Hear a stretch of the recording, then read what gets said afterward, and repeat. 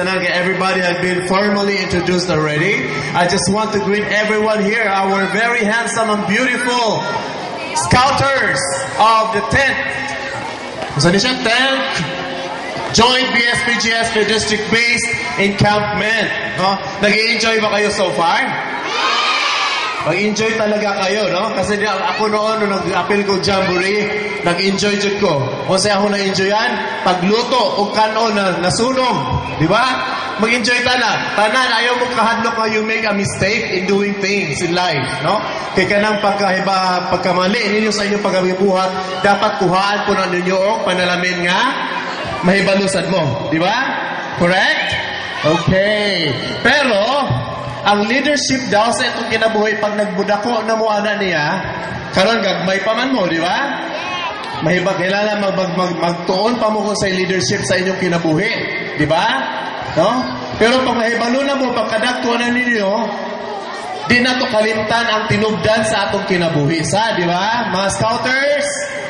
Ha? Mga Scouters? Oh, unsa may tinubdan sa atong kinabuhi? Ha? Na ato ang Ginoo, naapod ang ato ang mga ginikanan. No? So, unsa man ang Boy Scout yun, di ba? Is to promote friendship. Tama? Oh, let that friendship be never begin. There is no beginning and there is no end para sa circle. No? Habang mudako po na inyong circle of friends. Inana na siya.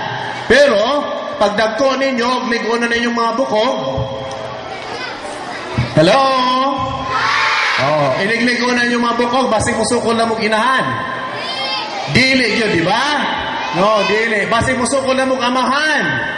Dili yun, di ba?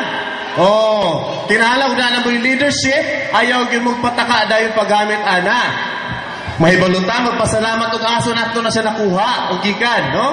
Og daghan natang mga amigo, amiga, no? Kay magsalig na ta. Dili po na siya ang isaligan, no? Atong hinumduman pa perme ang the 5th commandment of God. Unsa man na siya? Hello? Unsa may 5th commandment of God na importante na sa tanang commandment sa Ginoo. Gisentro gyud na siya sa Ginoo pagbutang. Unsa man na siya? Unsa man?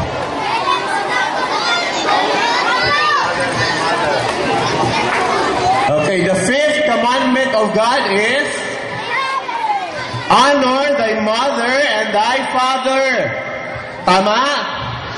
Or balihon na to, honor thy father and thy mother diay. Oh, di gyud nato kalimtan kay kana sila ang naghatag sa ato ang kinabuhi. Di ba? According nga sa kasabihan, in the eyes of the children, the mother is God. No?